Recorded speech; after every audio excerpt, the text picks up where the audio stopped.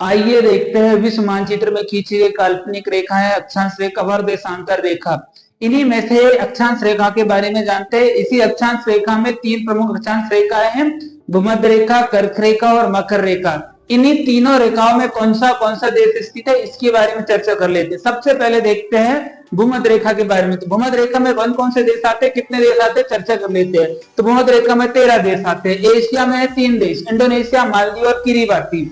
अगला अफ्रीका में 7 देश आते हैं, सोमालिया, केन्या, युगांडा, कांगो गणराज्य, गैबान और साओ टोमो। आगे जाओ, दक्षिण अमेरिका में 3 देश आते हैं, इक्वाडोर, कोलंबिया और ब्राजील। अब देखते हैं दूसरा कर्क रेखा। कर्क रेखा में कितने देश आते हैं, तो याद रखना 17 देश आते हैं। सबसे पहले देखते हैं एशिया। एशिया में 8 देश आते हैं, सऊदी अरब, यूएई, ओमान, भारत, चीन, ताइवान, बांग्लादेश और म्यांमार। और अफ्रीका से 7 देश आते हैं कर्क रेखा में, अल्जीरिया, नाइजीरिया, लीबिया, मिस्र, माली, मेरिटोनिया, पश्चिमी सहारा। और उत्तरी अमेरिका से 2 देश आते हैं, मैक्सिको और बहामास। ठीक है,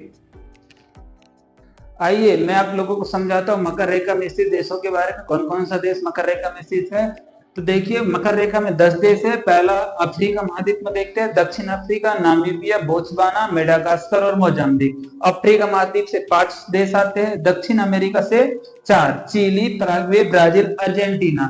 और ऑस्ट्रेलिया महाद्वीप से केवल एक ही देश आता है, ऑस्ट्रेलिया।